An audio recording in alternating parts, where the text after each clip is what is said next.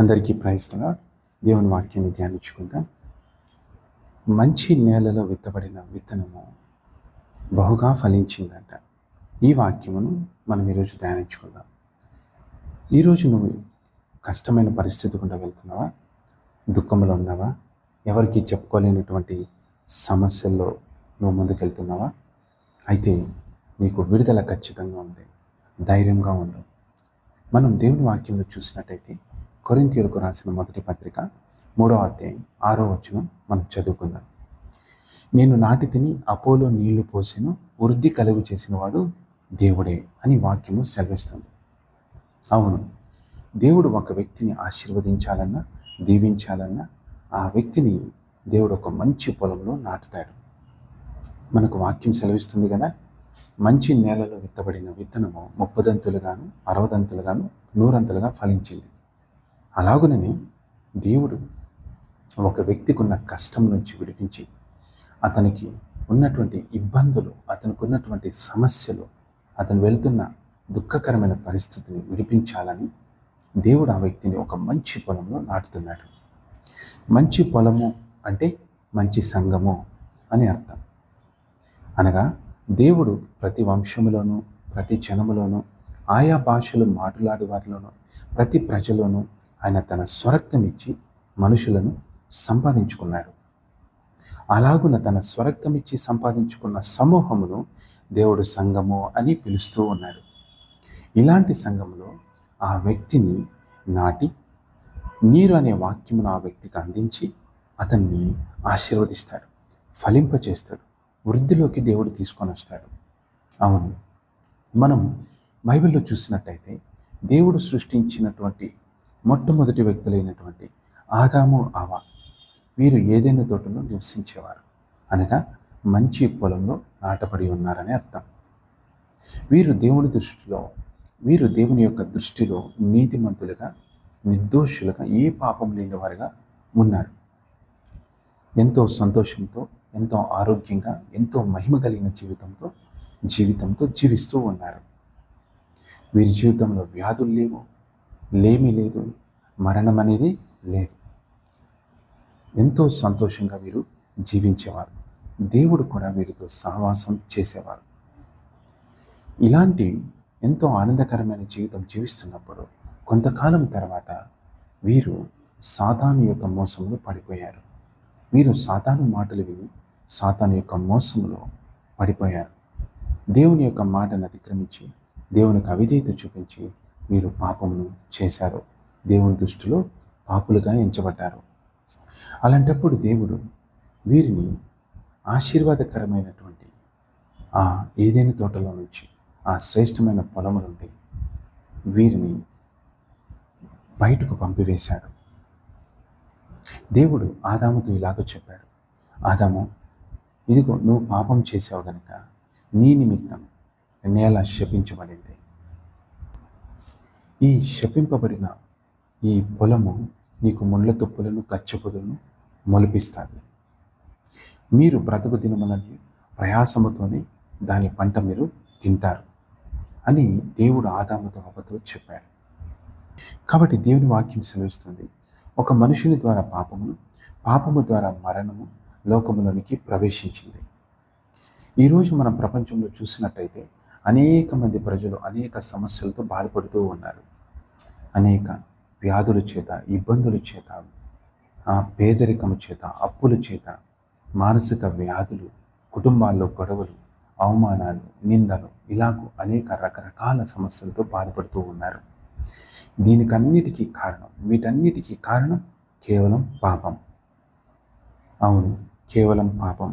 అయితే మానవులు ఈ విధంగా బాధపడడం, దుఃఖపడడం దేవుని చిత్తం కానే కాదు. ఇది దేవుని ప్రణాళిక కాదు. ఈ విధంగా మానవుడు తన జీవితకాలమంతా ప్రయాసముతో పాపంలో బ్రతికి, దుఃఖంలో జీవించి, చివరికి చనిపోయి నరకానికి వెళ్ళడం దేవుని చిత్తం కానే కాదు. దేవుడు మానవుణ్ణి ఇష్టపడి కోరుకుని తన స్వరూపంలో సృష్టించుకున్నాడు. అయితే మానవుడు పాపం చేసి దేవుని యొక్క స్వరూపాన్ని కోల్పోయాడు, పాపిగా మారిపోయాడు. అయితే దేవుడు బాధల్లో ఉన్న, దుఃఖములో, ఇబ్బందుల్లో ఉన్న మానవుని చూసి సహించలేకపోయాడు. అందుకోసమే పరలోకపు తండ్రైన దేవుడు మానవులందరి కొరకు తన జ్యేష్ఠ కుమారుడైన యేసుక్రీస్తు ప్రభుల వారిని సిద్ధపరిచాడు. అవును, ప్రతి మానవుని యొక్క పాపం నుంచి విడిపించడానికి, వారికి ఉన్న కష్టాల నుంచి వారిని విడిపించడానికి యేసయ్యను సిద్ధపరిచాడు. అవును, మానవుల్లో ఉండే పాపమును తీసివేసి దేవుని ఎదుట ప్రతి మానవుని నీతిమంతునిగా, నిర్దోషులుగా నిలబెట్టుటకు, దేవుని ద్వారా ప్రతి మానవుడు తిరిగి ఆశీర్వదించబడుటకు, దీవించబడుటకు దేవుడు యేసయ్యని ఈ లోకంలోనికి పంపించాడు. ఎందుకంటే ఏ మానవుడికి కూడా వారి పాపము నుండి విడిపింపబడి దేవుని ఎదుట నీతిమంతులుగా, నిర్దోషులుగా నిల్చుండే శక్తి ఎవరికి కూడా లేదు. అందుకోసమే నీ కోసము, నా కోసము, మనందరి కోసము యేసయ్య లోకానికి వచ్చాడు. మనందరి పాపములను, దోషములను, వాటికి రావాల్సిన శిక్షను, శాపమును తన మీద వేసుకున్నాడు. సిలువలో తన శరీరమును, తన రక్తమును బలిగా అర్పించాడు. తన రక్తముతో మన పాపములను కడిగివేసి మనల్ని క్షమించి నీతిమంతులుగా, నిర్దోషులుగా చేశాడు. అవును, మనం బైబిల్లో చూసినట్టయితే రోమీయులకు రాసిన పత్రిక 5వ అధ్యాయం 9వ వచనంలో చూస్తే, కాబట్టి ఇప్పుడు ఆయన రక్తం వలన మనం నీతిమంతులుగా తీర్చబడి ఉన్నామని వాక్యం సెలవిస్తుంది. ఆయన ద్వారా ప్రతి ఉగ్రత నుంచి రక్షించబడుతున్నామని వాక్యం సెలవిస్తుంది. కాబట్టి ఈ సత్యమును మనం నమ్మినట్టయితే, యేసయ్య నన్ను ప్రేమించి నా కొరకు సిలువలో రక్తం కార్చి నా పాపములన్నిటిని ఆయన కడిగి వేశాడు, నన్ను క్షమించాడు, నీతిమంతునిగా, నిర్దోషినిగా నన్ను చేశాడు అనే సత్యమును మనం నమ్మినట్టయితే, ఈ సత్యమును మనం ఏకీభవిస్తే మనము దేవుని ఎదుట నీతిమంతులుగా, నిర్దోషులుగా తీర్చబడి ఉన్నామని అర్థం. అప్పుడు దేవుడు నీ జీవితంలో గొప్ప కార్యములు జరిగిస్తాడు. దేవుడు నీ జీవితంలో గొప్ప కార్యములు జరిగించి నిన్ను గొప్పగా ఆశీర్వదిస్తాడు. అంటే దేవుడు తిరిగి నిన్ను ఒక మంచి పొలంలో నాటుతున్నాడు. అయితే నువ్వు ఈ సత్యమును ఒకవేళ నమ్మకపోయినా, నువ్వు సందేహిస్తే, నువ్వు ఇంకా పాపంలోనే, శాపంలోనే నివసిస్తూ ఉంటావు. కాబట్టి నువ్వు ఈరోజు కష్టంలో ఉన్నావా, ఇబ్బందిలో ఉన్నావా, దుఃఖంలో ఉన్నావా, ఏడుస్తున్నావా, ఎవరు నిన్ను అర్థం చేసుకోలేకపోతున్నారా? అయితే ఇది విను, ఈ సత్యాన్ని విను. నీ సమస్యలన్నిటికీ కారణం పాపములు, నీ పాపములే. అయితే యేసయ్య నిన్ను ప్రేమించి తన రక్తముతో నీ పాపములన్నిటినీ కడిగి వేశాడు, నిన్ను క్షమించాడు, నీతిమంతునిగా, నీతిమంతురాలుగా చేశాడు. నువ్వు ఈ సత్యాన్ని నమ్మినట్టయితే, నువ్వు ఈ సత్యాన్ని అంగీకరిస్తే, దేవుడు నిన్ను గొప్పగా ఆశీర్వదిస్తాడు, దేవుడు నిన్ను గొప్పగా దీవిస్తాడు.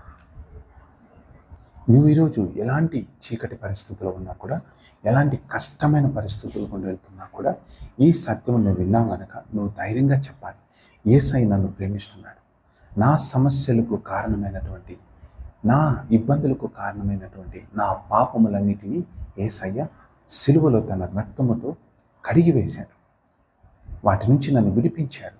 నా యేసయ్య నన్ను క్షమించాడు, నన్ను నీతిమంతునిగా, నీతిమంతురాలుగా చేశాడు. నేను ఈరోజు దేవుని దృష్టిలో నీతిమంతుడుగా ఉన్నాను, నిర్దోషిగా ఉన్నాను. కాబట్టి నా యేసయ్య నాకు సహాయం చేస్తాడు. నేను ఈరోజు తప్పకుండా నా కష్టంలో నుంచి, ఇబ్బందుల నుంచి నేను బయటకు వస్తానని ధైర్యంగా నువ్వు చెప్పాలి. ఆమేన్. ఇప్పుడు ఒక చిన్న ప్రార్థన మనం చేసుకుందాం. ప్రేమ కలిగిన తండ్రి ప్రభా, చాలా కృతజ్ఞతాస్తుతులు తండ్రి. అవును యేసయ్య, నా ప్రభా, మేము పాపంలో బంధించి పడి ఉన్నప్పుడు తండ్రి, నువ్వు మా మీద కనికరం చూపించారు, దయ చూపించారు, ప్రేమ చూపించారు. అవును తండ్రి, పాపం వల్ల వచ్చే జీతం మరణం, పాపం వల్ల అనేక సమస్యలు వచ్చినాయి. అయితే మేము ఆ సమస్యల్లో ఉండకూడదని నువ్వు ఈ లోకానికి వచ్చావు తండ్రి. మా పాపములు, మా దోషములు నీ మీద వేసుకున్నారు. నీ రక్తంతో మా పాపములన్నిటినీ కడిగివేసి మమ్మల్ని క్షమించి నీతిమంతులుగా చేశారు, నిత్య రాజ్యానికి వారసులుగా చేశారు. ఈ లోకంలో కూడా ఉన్నంత వరకు నేను మీకు తోడుగా ఉంటానని వాగ్దానం చేశారు. వందనాలు యేసయ్య. ఎవరైతే ఈ వాక్యములు విని, అవును యేసయ్య నా పాపముల కొరకు సిలువలో తన రక్తం కార్చాడు, ఆయన తన రక్తంతో నా పాపములు కడిగి వేశాడు, నన్ను క్షమించాడు, నీతిమంతునిగా, నీతిమంతురాలుగా చేశాడని ఎవరైతే నమ్ముతున్నారో నేను వారందరినీ కూడా దీవించండి, ఆశీర్వదించండి. ఈరోజు వారు ఏ కష్టంలో ఉన్నా వారు ఆ కష్టం నుంచి బయటికి తీసుకొని రండి, ఇబ్బందుల్లో ఉన్న ఆ ఇబ్బందుల నుంచి బయటికి తీసుకొని రండి. వారి జీవితంలో సమాధానకరమైన కార్యాలు జరిగించండి. నేను వారిని ఇబ్బంది పెట్టే ప్రతి ఆర్థిక సమస్యలైనా, వారిని ఇబ్బంది పెడుతున్న వ్యాధులు అయినా వాటన్నిటినీ కూడా యేసు నామంలో బంధిస్తున్నాను తండ్రి.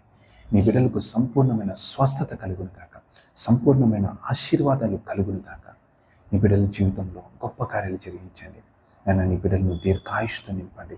వారి కుటుంబాల్లో సమాధానం, నెమ్మదిని దాయించండి. Thank you lord. నీ బిడ్డలందరినీ దీవించమని యేసు నామంలో ప్రార్థిస్తున్నాము తండ్రి. ఆమేన్.